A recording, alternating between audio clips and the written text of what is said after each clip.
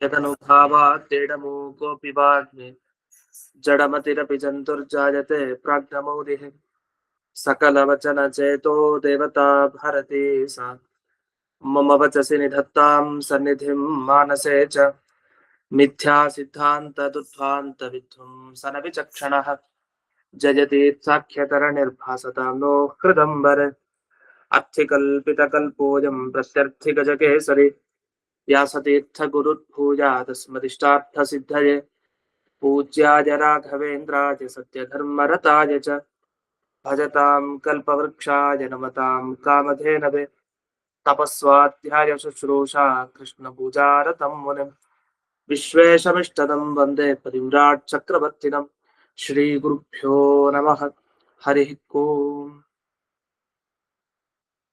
ಇಲ್ಲಿಯವರೆಗೆ 4ನೇ ಸರ್ಗದಲ್ಲಿ 10 ಶ್ಲೋಕಗಳಾಗಿವೆ. ಈಗ 11ನೇ ಶ್ಲೋಕ ಕಂಸವಧ ಪ್ರಸಂಗ. ಕಂಸನನ್ನ ಕೃಷ್ಣ ಕೊಲ್ತ ಈ ಭಾಗ ಈಗ ಬರ್ತಾ ಇದೆ. ಮಂಚಸ್ಥಂ ಮಾತುಲಂ ಕಂಸಂ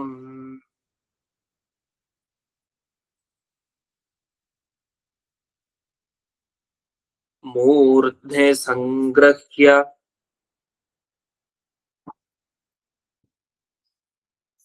ಮಾಧವಃ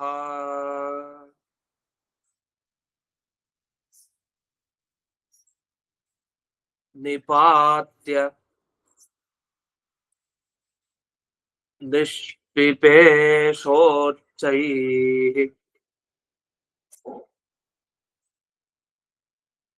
ಧರಣ್ಯಾಂ ಸಮಮಾರಚ.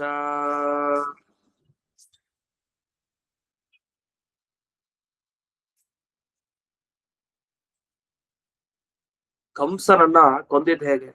ಶಸ್ತ್ರಾಸ್ತ್ರವನ್ನ ತಗೊಂಡು ಅವನ ಮೇಲೆ ಪ್ರಯೋಗ ಮಾಡ್ಲಿಲ್ಲ ಕೃಷ್ಣ. ಹೇಗ್ ಮಾಡ್ದ? ಮಾಧವ ಅಂದ್ರೆ ಕೃಷ್ಣ ಮಂಚಸ್ಥಂ, ಅಲ್ಲಿ ಮಂಚದಲ್ಲಿ ಇದ್ದಾರೆ ಯಾರು? ಕಂಸ. ಕಂಸ ಏನಾಗ್ಬೇಕು ಕೃಷ್ಣನಿಗೆ? ಮಾತುಲ ಅಂತ ಕರೆದು. ಮಾತುಲ ಅಂದ್ರೆ ಸೋದರ ಮಾವ ಅಂತ ಅರ್ಥ. ಮಾತುಲ ಅನ್ನೋ ಶಬ್ದಕ್ಕೆ ಶ್ವಶುರ ಅಂತಾನು ಕರೀತಾರೆ. ಇದೊಂದು ಅದು ಹೆಣ್ಣು ಕೊಟ್ಟ ಮಾವನಿಗೆ ಶ್ವಶುರ. ಇನ್ನು ತಾಯಿಯ ಅಣ್ಣ ಅಥವಾ ತಾಯಿಯ ತಮ್ಮ ಇವರಿಗೆ ಸೋದರ ಮಾವ ಅಂತ ಕರೀತಾರೆ. ಅಂದ್ರೆ ಇದು ಮಾತುಲ ಅಂತ ಕರೀತಾರೆ. ಹೀಗೆ ಮಾತುಲ ಅಥವಾ ಶ್ವಶುರ. ಇದು ಶ್ವಶುರ ಅನ್ನೋದು ಬೇರೆ ಅರ್ಥದಲ್ಲಿ, ಅಲ್ಲೂ ಮಾವ ಅಂತಾನೆ ಅರ್ಥ, ಅದೇ ಹೆಣ್ಣು ಕೊಟ್ಟ ಮಾವ ಅಂತ. ಇದೊಂದು ವ್ಯತ್ಯಾಸ ಇದೆ ಸಂಸ್ಕೃತದಲ್ಲಿ. ಹಾಗಾಗಿ ಶ್ವಶುರ ಎಲ್ಲಿ ಬಳಸ್ಬೇಕು, ಮಾತುಲ ಅನ್ನೋ ಶಬ್ದವನ್ನ ಎಲ್ಲಿ ಬಳಸ್ಬೇಕು ಅದನ್ನ ತಿಳಿಬೇಕು. ಈ ಕಂಸನನ್ನ ತಾನು ಕೈಯಿಂದ ಹಿಡಿತಾನೆ, ಅಂದ್ರೆ ಅವನ ತಲೆನ ಹಿಡ್ಕೊಂತಾನೆ. ಹಿಡ್ಕೊಂಡು ಕೆಳಕ್ಕೆ ಕೆಡವುತ್ತಾನೆ. ಕೆಡವಿ ಚೆನ್ನಾಗಿ ಮರ್ದನ ಮಾಡ್ತಾನೆ, ಚೆನ್ನಾಗಿ ತುಳಿತಾನೆ ಅವನನ್ನ. ಹೀಗೆ ಕಂಸನ ಸಂಹಾರ ಆಗತ್ತೆ. ಆ ತುಳಿದಿದ್ದು ಹೇಗಿತ್ತು ಅಂದ್ರೆ, ಎಷ್ಟೆಷ್ಟು ಸಾಲಿ ಒಂದು ತೊಂದರೆ ಕೊಟ್ನಲ್ಲ ಎಲ್ಲ ನೆನಪಿಸ್ಕೊಂಡು ತುಳಿದ ಹಾಗಿತ್ತು. ಹಾಗೆ ಅವನನ್ನ ಬೀಳಿಸಿ ಚೆನ್ನಾಗಿ ಮರ್ದನ ಮಾಡ ಹಾಕಿದ್ದಾನೆ ಅಂತ ಇಷ್ಟು ಈ ಶ್ಲೋಕದ ಅಭಿಪ್ರಾಯ. ಇಲ್ಲಿ ಪದಗಳ ಅರ್ಥವನ್ನ ನೋಡ್ಬೇಕು. ಮಾಧವ ಅಂತ ಬಂತು. ಅದಕ್ಕೆ ಮೊದಲೇ ಟಿಪ್ಪಣಿಯಲ್ಲಿ ಏನ್ ಹೇಳಿದ್ದಾರೆ? ಮಾಧವ ಅಂದ್ರೆ ಲಕ್ಷ್ಮೀಪತಿ. ಮಾ ಅಂತಂದ್ರೆ ಲಕ್ಷ್ಮೀದೇವಿ. ಮಾ ಅಂದ್ರೆ ಈ ಜ್ಞಾನಕ್ಕೆ ಅಭಿಮಾನಿನಿ ದೇವತೆಯಾದ ಅಂತ ಅರ್ಥ. ಅಂದ್ರೆ ಲಕ್ಷ್ಮೀದೇವಿ. ಆ ಲಕ್ಷ್ಮೀದೇವಿಯ ಧವ ಅಂದ್ರೆ ಪತಿ ಮಾಧವ. ಇವನು ಮಾತುಲಂ. ಮಾತುಲ ಅನ್ನೋ ಶಬ್ದಕ್ಕೆ ಏನ್ ಬಿಡಿಸಿದ್ರು? ಮಾತುಹು ಭ್ರಾತನಂ ಅಂದ್ರೆ ತನ್ನ ತಾಯಿಯ ಅಣ್ಣ. ಭ್ರಾತರ, ಭ್ರಾತೃ ಅಂತಂದ್ರೆ ಅಣ್ಣ. ಹಾಗೆ ಕಂಸ ಅಂತ ಬಿಡಿಸಿದ್ದಾರೆ. ಮೂರ್ಧ್ನಿ ಅಂದ್ರೇನು? ಮೂರ್ಧ ಅಂದ್ರೆ ತಲೆ ಅಂತ ಅರ್ಥ. ಅದನ್ನ ಶಿರಸಿ ಅಂತ ಹಾಕಿದ್ದಾರೆ. ನಿಷ್ಪಿಪೇಶ ಅಂದ್ರೆ ಚೆನ್ನಾಗಿ ಮರ್ದನ ಮಾಡೋದು, ಚೆನ್ನಾಗಿ ಕುಟ್ಟೋದು, ಆ ತರ ಕುಟ್ಟಿದ. ಅದಕ್ಕೆ ನಿಷ್ಪಿಪೇಶ ಅಂತ ಕರೀತಾರೆ. ಅದು ಹೇಗೆ? ಗಟ್ಟಿಯಾಗಿ ಮಾಡ್ದ ಅನ್ಲಿಕ್ಕೆ ಉಚ್ಚೈಹಿ ಅನ್ನೋ ಶಬ್ದವನ್ನ ಬಳಸಿದ್ದಾರೆ. ಇಲ್ಲಿ ಒಂದು ನಿಷ್ಪಿಪೇಶ ಅನ್ನೋದು ಬಿಡಿಸ್ತಾರೆ. ಸಂಚೂರ್ಣನ ಅಂತ, ಚೆನ್ನಾಗಿ ಚೂರ್ಣ ಮಾಡೋದು, ಪುಡಿ ಪುಡಿ ಮಾಡೋದು ಅನ್ನೋದು ಸಂಚೂರ್ಣನ. ಕಂಸನ್ನ ಹೀಗೆ ಅವನು ಸಾಯಿಸಿದ ಅಂತ ಇಷ್ಟು ವಿಷಯ ಬಂತು. ಮಂಚ ಅಂತಂದ್ರೆ ಏನರ್ಥ ಅಂತ ಒಂದು ಪ್ರಶ್ನೆ. ಮಂಚ ಅಂದ್ರೆ ಹಾಸಿಗೆ ಮೇಲ್ಗಿದ್ನ ಅಂದ್ರೆ, ಈ ಮಂಚ ಅನ್ನೋ ಶಬ್ದಕ್ಕೆ ಹಾಸಿಗೆ ಅಂತ ಇಷ್ಟೇ ಅರ್ಥ ಇಲ್ಲ ಸಂಸ್ಕೃತದಲ್ಲಿ.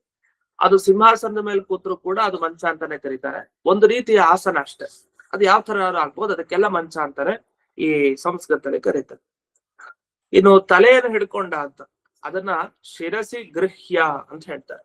ಶಿರಸಿ ಗೃಹ್ಯ ಅಂದ್ರೆ ತಲೆ ಹಿಡ್ಕೊಳ್ಳೋದಂದ್ರೆ ಆ ತಲೆಯಲ್ಲಿರೋ ಕೂದಲನ್ನೆಲ್ಲ ಹಿಂಗೆ ಹಿಡ್ಕೊಂಡ ಅಂತ ಅಭಿಪ್ರಾಯ. ಇದು ಇಲ್ಲಿನ ಭಾವ. ಇಲ್ಲಿ ಎಲ್ಲಿಗೆ ಒತ್ತು ಕೊಟ್ಟಿದ್ದಾರೆ ಅಂದ್ರೆ ಉಚ್ಚೈಹಿ ನಿಷ್ಪೇಷ, ಎಷ್ಟು ಗಟ್ಟಿಯಾಗಿ ಹೇಗೆ ತುಳಿದು ಹಾಕಿದ್ದಾರೆ ಅಂದ್ರೆ ಅವರನ್ನ ಮರ್ದನ ಮಾಡಿದ್ದಾರೆ ಅಂದ್ರೆ ಅಷ್ಟು ಚೆನ್ನಾಗಿ ಮಾಡಿದ್ದಾರೆ ಅಂತ. ಇಲ್ಲಿಗೆ ಈ ಪದ್ಯದ ವಿವರಣೆ ಮುಗೀತು. ಇಲ್ಲಿ ಒಂದು ವಿಷಯವನ್ನು ತಿಳಿಸ್ತಾರೆ ವಿಶೇಷ ವಿಚಾರದಲ್ಲಿ 193ನೇ ಪೇಜು. ಅಪಾರ ಮಹಿಮ ಶ್ರೀ ಪುರಂದರ ವಿಠಲನ ಉಪಾಯದಿಂದ ನೆನೆಮನದೆ ಅಂತ ಒಂದು ಇಲ್ಲಿ ಒಂದು ದಾಸರ ಒಂದು ವಾಣಿಯನ್ನು ಹಾಕಿದ್ದಾರೆ. ಅಂದ್ರೆ ಭಗವಂತನ ಮಹಿಮೆ ಎಂಥದ್ದು ಅಂದ್ರೆ ಅದನ್ನ ನೆನಪಿಸ್ಕೊಡ್ತಾ ಇರಬೇಕು ಮತ್ತೆ ಮನಸ್ಸಿನಲ್ಲಿ. ಅದಕ್ಕೂ ಒಂದು ಉಪಾಯಗಳಿವೆ. ಶಾಸ್ತ್ರಗಳೇ ಉಪಾಯ. ಅನೇಕ ಪ್ರಕಾರವಾಗಿ ಶಾಸ್ತ್ರ ತಿಳಿಸಿದೆ. ಆ ಎಲ್ಲ ರೀತಿಯಲ್ಲಿ ಆ ಅಪಾರ ಮಹಿಮನಾದ ಭಗವಂತನನ್ನ ತಿಳ್ಕೊಳ್ಬೇಕು ಅಂತ. ಯಾಕಿದು ಬಂದಿದೆ ಇಲ್ಲಿ ವಿಶೇಷ ವಿಚಾರದಲ್ಲಿ ಇದು ಹಾಕಿದ್ದಾರೆ ಅಂದ್ರೆ, ಈ ಕೃಷ್ಣ ಯಾವಾಗ ಕಂಸನ ಆಸ್ಥಾನಕ್ಕೆ ಬರ್ತಾನೆ, ಬಂದಾಗ ಒಬ್ಬೊಬ್ರಿಗೆ ಒಂದೊಂದ್ ತರ ಕಾಣಿಸ್ಕೊಳ್ತಾನೆ. ಇದೇ ಅವನ ಅಪಾರ ಮಹಿಮೆ. ಒಬ್ಬೊಬ್ರು ಯೋಚನೆ ಮಾಡಿದಾಗ ತಮಗೆ ಕೃಷ್ಣ ಒಂದೊಂದು ರೀತಿಯಲ್ಲಿ ಕಾಣಿಸ್ತಾ ಹೋಗ್ತಾನೆ. ಅದನ್ನ ಭಾಗವತದಲ್ಲೆಲ್ಲ ವರ್ಣಿಸಿದ್ದಾರೆ, ಅದನ್ನ ಇಲ್ಲಿ ಕೊಟ್ಟಿದ್ದಾರೆ. ಇದು 10ನೇ ಸ್ಕಂಧದಲ್ಲಿ 43 ಅಂತ ಬರ್ತಿದೆ. ಅದು 43ನೇ ಅಧ್ಯಾಯದಲ್ಲಿ ಬರುವಂತ ಒಂದು ಶ್ಲೋಕ. ಆ ಶ್ಲೋಕವನ್ನ ಇಲ್ಲಿ ಕೊಟ್ಟಿದ್ದಾರೆ. ಆ ಶ್ಲೋಕದ ಅರ್ಥವನ್ನ ಹೇಳ್ತೇನೆ, ನಂತರ ನೀವು ಶ್ಲೋಕವನ್ನು ನೋಡಬಹುದು. ಮಲ್ಲಾನಾಂ ಅಶನಿಹಿ, ಯಾರ್ಯಾರು ಮಲ್ಲರಿದ್ದಾರೆ, ಈ ಚಾಣೂರ, ಮುಷ್ಟಿಕ, ಈ ತರದ ಮಲ್ಲರು, ಇವ್ರಿಗೆಲ್ಲ ಸಿಡಿಲ್ ತರ ಇದಾನಂತೆ ಪರಮಾತ್ಮ. ಅದನ್ನ ಅಶನಿ ಅಂತ ಕರೀತಾರೆ. ಅಶನಿ ಅಂದ್ರೆ ಸಿಡಿಲು ಅಂತ ಅರ್ಥ. ನೃಣಾಂ ನರವರಹ, ಸಾಮಾನ್ಯ ಜನರಿಗೆ ಒಬ್ಬ ರಾಜನೇ ಬಂದ್ಬಿಟ್ಟ ನಮಗೆ. ಕಂಸ ನಿಜ, ಅವನು ಅವ್ರಿಗೆ ರಾಜನಾಗಿದ್ದ. ಅದೇ ನಿಜವಾಗಿ ರಾಜನ ಲಕ್ಷಣ ಎಲ್ಲ ಹೊಂದಿರೋನು ಯಾರು, ಈ ಕೃಷ್ಣ ಅಂತ ಅವನು ಬರ್ತಾ ಇದ್ದಾನೆ ರಾಜನ ತರ. ರಾಜ ಅಂತ ಹೇಳಲಿಕ್ಕೆ ನರ ವರ ಅಂತ ಶಬ್ದವನ್ನು ಬಳಸಿದ. ನರ ಅಂದ್ರೆ ಮನುಷ್ಯರು, ಮನುಷ್ಯರಲ್ಲಿ ವರ ಶ್ರೇಷ್ಠ ಅಂದ್ರೆ ರಾಜ ಅಂತ ಅರ್ಥ. ಇನ್ನು ಸ್ತ್ರೀಣಾಂ ಸ್ಮರೋ ಮೂರ್ತಿಮಾನ್, ಮಲ್ಲರಿಗ್ ಒಂಥರ ಆದ್ರೆ, ಸಾಮಾನ್ಯ ಮನುಷ್ಯರಿಗ್ ಒಂಥರ ಆದ್ರೆ, ಸ್ತ್ರೀಯರಿಗೆ ಹೇಗೆ ಮನ್ಮಥನೇ ಬಂದಿದ್ದಾನೆ ಹಾಗೆ ಕಾಣಿಸ್ತಾ ಇದ್ದಾನೆ. ಮನ್ಮಥನನ್ನ ಹೇಳಲಿಕ್ಕಿರೋ ಶಬ್ದ ಸ್ಮರಹ ಅಂತ. ಸ್ಮರ ಅಂದ್ರೆ ಮನ್ಮಥ. ಯಾವಾಗಲೂ ಸ್ಮರಣೆ ಮಾಡ್ಕೊಳ್ತಾ ಇರ್ತಾರೆ ಮನ್ಮಥರನ್ನ, ಕಾಮ ಪೀಡಿತರ. ಹಾಗೆ ಇಲ್ಲಿ ವಸ್ತುತಃ ಈ ಮನ್ಮಥನಿಗೆ ಆಕಾರ ಇಲ್ಲ, ಅವನನ್ನ ಅನಂಗ ಅಂತ ಕರೀತಾರೆ. ಇನ್ನೊಂದು ಹೆಸರಿದೆ ಇದು ಮನ್ಮಥನಿಗೆ. ಅನಂಗ ಅಂದ್ರೆ ಕೈ ಕಾಲು ಇಲ್ದೇ ಇರೋನು ಅಂತ ಅರ್ಥ. ಅವನು ಎಲ್ಲರ ಹೃದಯದ ಒಳಗಡೆ ಇರ್ತಾನೆ ಕಾಮರೂಪದಲ್ಲಿ, ಅವನಿಗೆ ಕೈ ಕಾಲಿಲ್ಲ. ಆದ್ರೆ ಇವತ್ತಿನ ದಿವಸ ಈ ಎಲ್ಲ ಸ್ತ್ರೀಯರು ಆ ಮನ್ಮಥ ವೇಷ ತೊಡ್ಕೊಂಡ್ ಬಂದ್ಬಿಟ್ಟಿದ್ದಾರೆ ನಮ್ಮ ಹತ್ರ ಅಂತ ಅನ್ಕೊಂಡ್ರಂತೆ ಯಾವಾಗ ಕೃಷ್ಣ ಬಂದಾಗ.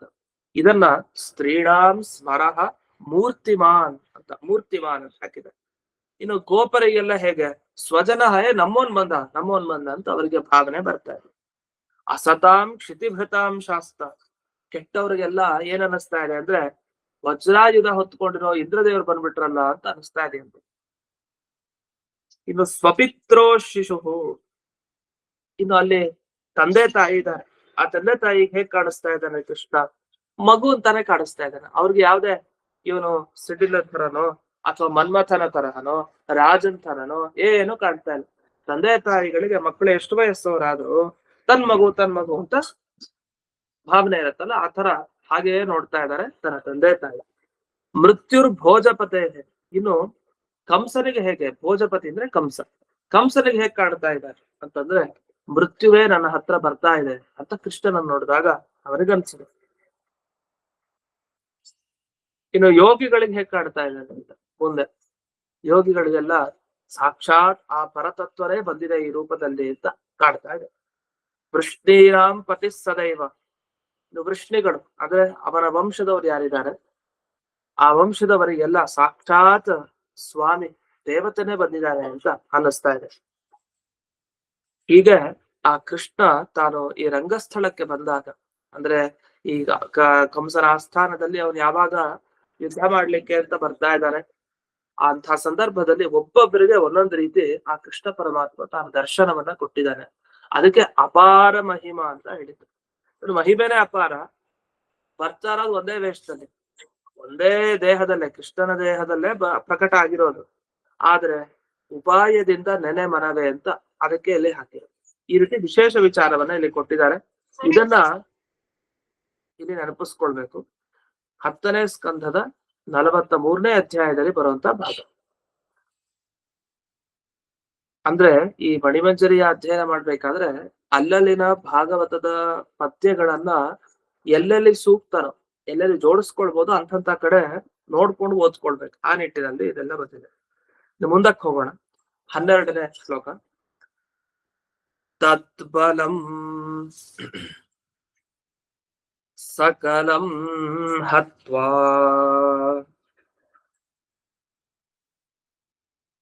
ಜನಾನ್ ಸರ್ವಾನ್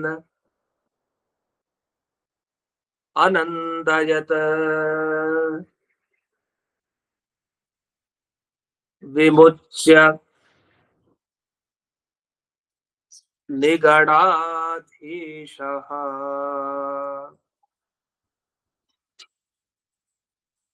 ಪಿತರೌ ಅಭ್ಯವಂದತ. ಹೀಗೆ ಬಂದ ಕಂಸನ ಸೈನ್ಯವನ್ನೆಲ್ಲ ಚದುರಿಸ್ದ, ಕೊಲ್ದ ಎಲ್ಲ ಸಂಹಾರ ಮಾಡಿ ಎಲ್ಲಾ ಜನರಿಗೆ ಆನಂದಯತ ಬಹಳ ಸಂತೋಷ ಪಡಿಸಿದ್ದಾನೆ. ಅಷ್ಟೇ ಅಲ್ಲ, ತನ್ನ ತಂದೆ ತಾಯಿಗಳು ಅಂದ್ರೆ ದೇವಕಿ ಮತ್ತೆ ವಸುದೇವರು ಅವರ ಹತ್ರ ಹೋಗಿ ಅವರಿಗೆ ಏನು ಆ ಕಂಸ ಬಂಧನವನ್ನ ಹಾಕಿದ್ದ ಆ ಎಲ್ಲ ಬಂಧನವನ್ನ ತಾನು ಮೋಚನೆ ಮಾಡಿ ಮೊದಲಿಗೆ ನಮಸ್ಕಾರ ಮಾಡಿದ ತಂದೆ ತಾಯಿಗಳಿಗೆ. ಯಾರು? ಕೃಷ್ಣ. ಇಷ್ಟು ಇಲ್ಲಿ ಬಂದ ವಿಷಯ. ಇಲ್ಲಿ ಈಶಃ ಅಂತ ಅದಕ್ಕೆ ಹೇಳಿದ್ದು. ಈಶಃ ಅಂತ ಒಂದು ಶಬ್ದ ಬಳಸಿದ. ಅಂದ್ರೆ ಎಲ್ಲ ಜಗತ್ತಿನ ಒಂದು ಸೃಷ್ಟಿಗೆ ಒಳ್ಳೆ ಸಮರ್ಥ ಇರೋದು, ಏನು ಬೇಕಾದ್ರೂ ಮಾಡ್ಲಿಕ್ಕೆ ಬರುತ್ತೆ ಇವನಿಗೆ. ಅಂಥ ಸ್ವಾಮಿ ತನ್ನ ಈ ಅವತಾರಕಾರದಲ್ಲಿರೋ ವಸುದೇವ ದೇವಕಿಯರಿಗೆ ಬಂಧನವನ್ನು ಬಿಡಿಸ್ಲಿಕ್ಕೆ ಬರಲ್ಲ ಅಂತ ಏನರ್ಥ? ಅವನು ಈಶ, ಆದ್ರಿಂದ ಅದು ಅವನಿಗೇನ್ ದೊಡ್ಡ ವಿಷಯ ಅಲ್ಲ ಅಂತ. ಇಂಥ ಕೃಷ್ಣ ಈ ಕಂಸನ ಬಲವನ್ನೆಲ್ಲ ಕೊಂದ. ಕಂಸನ ಬಲ ಕೊಲ್ಲೋದು ಅಂದ್ರೆ ಏನರ್ಥ? ಅಂದ್ರೆ ಬಲ ಅಂದ್ರೆ ಈಗ ನಮ್ ಹಿಂದೆ ಒಂದಿಷ್ಟು ಜನ ಇದ್ರೆ ಇವರೇ ನಮಗೆಲ್ಲ ಬಲ, ನನಗ್ ಬಲ ಅಂತ ಹೇಳ್ಕೊಳ್ಳೋದಿರತ್ತೆ. ನನಗೆ ಅಕ್ಕಪಕ್ಕ ಇರೋರು ಇವರೇ ನನಗ್ ಬಲ ಅಂದ್ರೆ ಜೊತೆಗಿರುವಂತಹ ಸೈನಿಕರು ಅಂತ ಅರ್ಥ. ಅದನ್ನ ಇಲ್ಲಿ ಕಂಸನ ಬಲ ಅಂದ್ರೆ ಸೈನ್ಯ ಅಂತ ಅರ್ಥ. ಆ ಕಂಸನ ಸೈನ್ಯವನ್ನ ಕೊಂದು ಸರ್ವಾನ್ ಎಲ್ಲಾ ಜನರಿಗೆ ಅಂದ್ರೆ ಅಲ್ಲಿರುವಂತಹ ಎಲ್ಲರಿಗೂ, ಅಷ್ಟೇ ಅಲ್ಲ ಈ ಕಂಸನ ದುಷ್ಟತನ ಎಷ್ಟಿತ್ತು, ತನ್ನ ಆಸ್ಥಾನದಲ್ಲ ಬೇರೆ ಕಡೆವರೆಗೂ ಕಾಟ ಕೊಡೋದೆ. ಅಂತ ಎಲ್ಲಾ ಜನರು ಏನು ಇವನಿಂದ ತೊಂದರೆಗೊಳಗಾಗಿದ್ರು ಎಲ್ಲರಿಗೂ ಕೂಡ ಆನಂದಯತ ಅಂದ್ರೆ ತಾನು ಸಂತೋಷ ಪಟ್ಟಿದ್ದಲ್ಲ, ಅವ್ರಿಗೆಲ್ಲ ಸಂತೋಷ ಪಡಿಸಿತ್ತು ಅಂತ. ಆನಂದಯತ್ ಅಂತ ಅದಕ್ಕೆ ಅವಾಗ ಬಳಸ್ತಾರೆ. ಇನ್ನು ಪಿತರೌ ಅಂತ ಒಂದು ಶಬ್ದ ಇದೆ ಸಂಸ್ಕೃತದಲ್ಲಿ. ಪಿತರೌ ಅನ್ನೋ ಶಬ್ದ ಬಳಸಿದ್ರೆ ಇಬ್ರು ತಂದೆಯರು ಅಂತ ಅರ್ಥ ಅಲ್ಲ. ಪಿತರೌ ಅಂದ್ರೆ ದ್ವಿವಚನ ಅಂತ ಭಾವಿಸ್ತೀವಿ. ಅಂದ್ರೆ ಇಬ್ರು ಅಂದ್ರೆ ಅರ್ಥ ಇಲ್ಲಿ ಮಾತಾಚ ಪಿತಾಚ, ತಾಯಿ ತಂದೆ ಸೇರಿ ಪಿತರೌ ಅಂತ ಆ ಶಬ್ದವನ್ನ ಬಳಸೋದು. ಇಲ್ಲಿ ಪಿತರೌ ಅಂದ್ರೆ ದೇವಕಿ ಮತ್ತೆ ವಸುದೇವ. ಇವರನ್ನ ನಿಗಡ ಬಂಧನ ಅಂದ್ರೆ ಈ ಸರಪಳಿ ಏನು ಕೈಗೆ ಹಾಕ್ತಾರಲ್ಲ ಅಂತ ಶೃಂಖಲಾ ಬಂಧನ ಅಂತ ಕರೀತಾರೆ. ಶೃಂಖಲ ಅಂದ್ರೆ ಆ ಸರಪಳಿಗಳು ಅಂತ ಅರ್ಥ. ಅದರಿಂದ ಮೋಚನೆಗೊಳಿಸಿ ಪರಮಾತ್ಮ ತಾನು ಅವರಿಗೆ ನಮಸ್ಕಾರವನ್ನ ಮಾಡಿದ್ದಾರೆ. ಇನ್ನೊಂದು ಶಬ್ದವನ್ನ ಇಲ್ಲಿ ಹಾಕಿದ್ದಾರೆ. ಇಲ್ಲಿ ಬಲ ಅಂತ ಬಂತಲ್ಲ, ಅದಕ್ಕೆ ಚರಾರಿಯ ಟಿಪ್ಪಣಿಯಲ್ಲಿ ಒಂದು ಅಮರಕೋಶದ ವಾಕ್ಯ ಕೊಡ್ತಾರೆ. ಕೋಶದಲ್ಲಿ ಏನಿದೆ ಅಂದ್ರೆ ಬಲ ಅನ್ನೋ ಶಬ್ದಕ್ಕೆ ಸೈನ್ಯ ಅಂತ ಅರ್ಥ ಇದೆ. ಏನಂತ? ವರೂಥಿನಿ ಬಲಂ ಸೈನ್ಯಂ. ವರೂಥಿನಿ ಅಂದ್ರೆ ಸೈನ್ಯ, ಬಲ ಅಂದ್ರೆ ಸೈನ್ಯ ಅಂತ ಅರ್ಥ ಮಾಡಿದ್ದಾರೆ. ಹೀಗೆ ಈ ಶ್ಲೋಕದಲ್ಲಿ ಕೃಷ್ಣ ಪರಮಾತ್ಮ ತಾನು ಸೀದಾ ಎಲ್ಲ ಕಂಸನ ಬಲವನ್ನ ಸಂಹಾರ ಮಾಡಿ ತಾನು ತಂದೆ ತಾಯಿಗೆ ನಮಸ್ಕಾರ ಮಾಡಿದ ಪ್ರಸಂಗ ಇದನ್ನ ವರ್ಣಿಸಿ ಮುಂದೆ ಜರಾಸಂಧನ ಪ್ರಸಂಗಕ್ಕೆ ಹೋಗ್ತಾರೆ. ಜರಾಸಂಧ ತಾನು ಎಷ್ಟು ಸಲಿ ಬಂದ ಕೃಷ್ಣನ ಜೊತೆ ಯುದ್ಧ ಮಾಡ್ಲಿಕ್ಕೆ, ಪ್ರತಿ ಸಲಿ ಓಡೋಗೋದೇ ಆಗ್ತದೆ. ಅದನ್ನ ತೋರಿಸ್ತಾರೆ 13ನೇ ಶ್ಲೋಕ. ಪುತ್ರೀ ವೈಧವ್ಯ ಸಂಕೃತಂ ಅಭಿಯಾಂತಂ ಜರಾಸುತಂ ಸಬಲೋ ಅಭ್ಯಾರ್ದಯತ್ ಕೃಷ್ಣೋ ಹತ್ವಾ ತತ್ ಸೈನಿಕಾನ್ ಮುಹುಹು.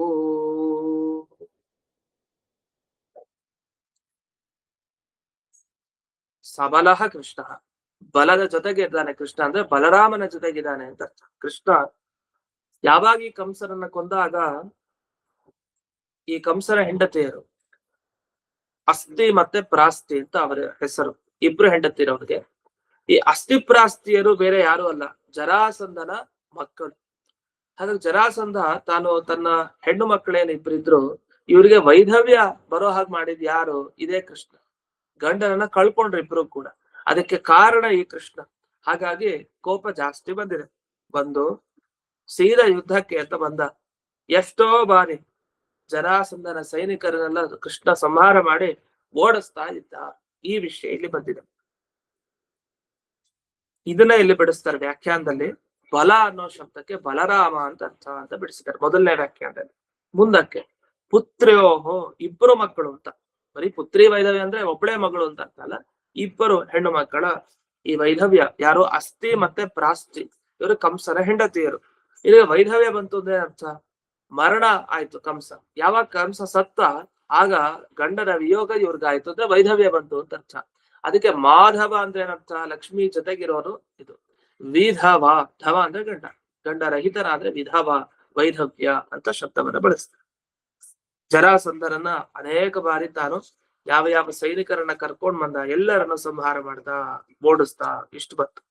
ಇದಾಗಿ ಮುಂದಕ್ಕೆ ಈ ಪಾಂಡವರ ವಿಷಯದ ಬಗ್ಗೆ ಒಂದು ವರ್ಣನೆ ಮಾಡ್ತಾರೆ. ಇದುವರೆಗೆ ಕೃಷ್ಣನ ಚರಿತ್ರೆಯನ್ನೇ ಹೇಳ್ತಾ ಬಂತರು, ಮೊದಲಿಂದ ಪ್ರಾರಂಭ ಮಾಡಿ ಮಧ್ಯದಲ್ಲಿ ನಮಗೆ ಪಾಂಡವರ ಉಲ್ಲೇಖನೂ ಬಂತು. ಅಂದ್ರೆ ಯಾವಾಗ ಈ ಕೃಷ್ಣನ ಕಥೆಯನ್ನ ಓದ್ತೀವಿ ಜೊತೆಗೆ ಪಾಂಡವರ ಬಗ್ಗೆನೂ ತಿಳ್ಕೊಳ್ತಾನೆ ಹೋಗ್ಬೇಕು.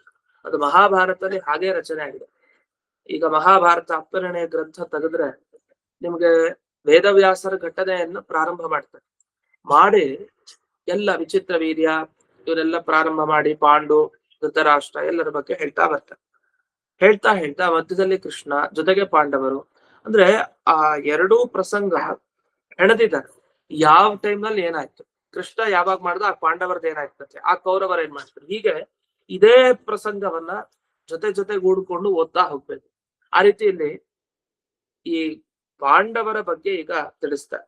ಅಂದ್ರೆ ಈ ಸಂದರ್ಭದಲ್ಲಿ ಏನಾಗಿತ್ತು, ಕೃಷ್ಣ ಇಷ್ಟೆಲ್ಲ ಕೆಲಸ ಮಾಡಿದ, ಕಂಸವಧೆ ಆಯ್ತು, ಮತ್ತೆ ಹಿಂದೆ ವರ್ಣಿಸಿದಂತೆ ಈಗಲೇ ಜರಾಸಂಧನನ್ನ ಓಡಿಸಿದ್ದಾಯ್ತು. ಇಂತಹ ಸಂದರ್ಭದಲ್ಲಿ ಪಾಂಡವರ ಪ್ರಸಂಗ ಹೇಗಿತ್ತು ಅನ್ನೋದನ್ನ ಈ 14ನೇ ಶ್ಲೋಕದಲ್ಲಿ ವರ್ಣಿಸ್ತಾ ಇದ್ದಾರೆ. ಪಾಂಡುರ್ವನೆ ಮೃತಃ ಪಾರ್ಥ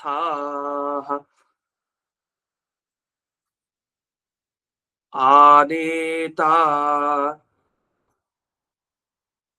ಮುನಿಭಿಃ ಪುರಂ ಪೀಡ್ಯಂತೆ ಪುರುಭಿಃ ಸ್ವೈರಂ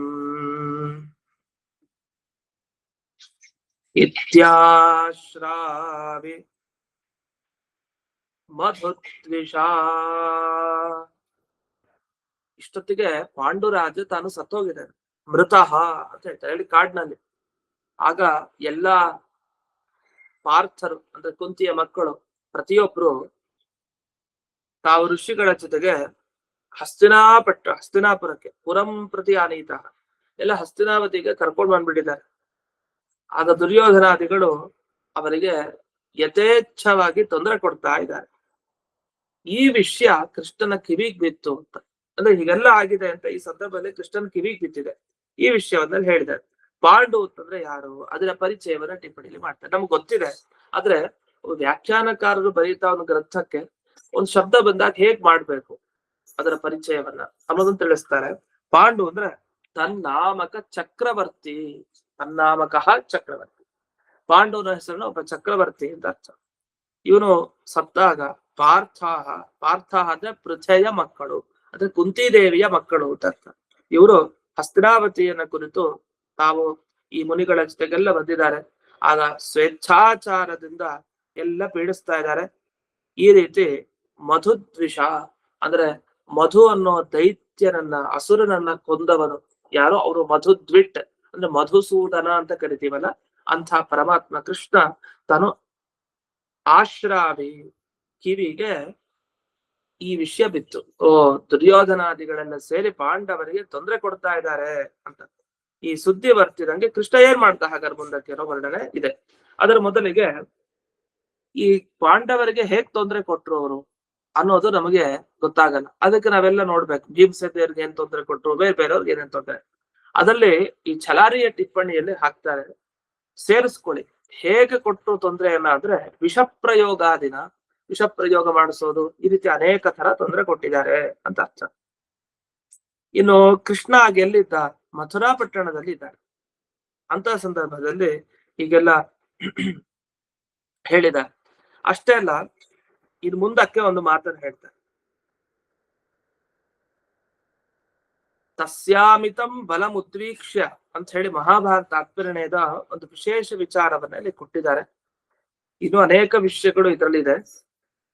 ಈ ಎಲ್ಲ ವಿಷಯಗಳನ್ನು ಮತ್ತೆ ನಾವು ಮುಂದಿನ ವಾರ ನೋಡೋಣ. ಮುಂದಿನ ವಾರನೂ ಕೂಡ ಸ್ವಲ್ಪ ಸಮಯ ವ್ಯತ್ಯಾಸ, ಅಂದ್ರೆ ಈ ಸಮಯದಲ್ಲಿ 8 ರಿಂದ 8:30 ಮುಂದಿನ ವಾರ 2 ದಿವಸ ಮಾಡ್ತೀನಿ.